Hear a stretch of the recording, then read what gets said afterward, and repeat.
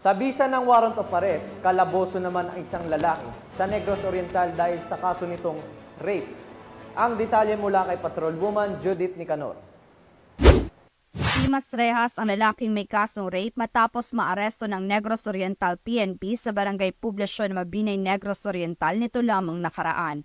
Kinilala ni Police Major Nelson B. Lamoco, Chief of Police ng Mabinay Municipal Police Station, Negros Oriental Police Provincial Office, ang suspect na si Celso, 46 anyos at residente ng Barangay Pandanon, Mabinay, Negros Oriental. Bandang alas 3:30 ng madaling araw nang maaresto ng mga otoridad ang suspect sa bisa ng warrant of arrest para sa kasong rape na inisyo ni Honorable Rosario Esther P. Orda Caise ng Regional Trial Court 6 Judicial Region Branch 61 Cabancalan, Negros Occidental na walang rekomendadong piyansa. Samantala, kasulukuyang nasa kustudiya ng Mabinay Municipal Police Station ang suspect para sa dokumentasyon at tamang disposisyon. Magandang araw sa ating lahat. Ako po si Police Major Nelson B. Lamoco, ang hipi ng Mabinay Police Station, Mabinay, Negros Oriental, under the leadership of our Provincial Director, Police Colonel Ronan Clarabal. Ang inyong kapulisan sa Mabinay Police Station sa ilalim ng aking pamumuno at gabay ng aming Chief PNP, Police General Romel Francisco Marbil, ay walang humpay na nagsiservisyo upang mapanatili ang katahimikan at kaayusan sa lungsod ng Mabinay. Sa tulong ng komunidad at force multipliers na walang sawang sumuporta sa kapulisan ng Mabinay para sugpuin ang lahat ng uri ng kriminalidad at madakip ang mga most wanted na personalidad.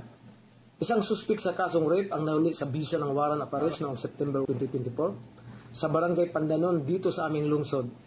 At habang nakaditin noong September 9, 2024, siya ay sinerbiyahan na naman ng karagdagang warrant sa kaso pa ring rape. Sa kasulukuyan, ang suspect ay na-turnover na sa Hinubaan Police Station para harapin ang kanyang kaukulang kaso. Walang humpay ang kampanya at operasyon ng ating kapulisan laban sa lahat ng uri ng kriminalidad. Asahan ninyo na gagawin namin ang lahat ng aming makakaya upang gampanan ang aming tungkulin. Maraming salamat sa inyong pagiging kaagapay namin sa pagpapanatili ng kaayusan sa ating komunidad. Ang matagumpay na pagka-aresto ng suspect ay bunga ng pinagsanib-pwersa ng Mabinay Municipal Police Station at Hinubaan Municipal Police Station. Ang matagumpay na pagkakadakip sa suspect ay patunay ng isang mahusay at walang humpay na kampanya ng kapulisan ng Negros Oriental PNP at pamahalaan laban sa lahat ng uri ng kriminalidad upang mapanatili ang kaligtasan ng mamamayan tungo sa isang bagong Pilipinas. Mula dito sa Central Visayas, ako ang inyong Police News Network Correspondent, Patrolwoman Judith Nicanor, alagad ng batas, tagataguyod ng Balitang Pulis. Maraming salamat, Patrolwoman Judith Nicanor.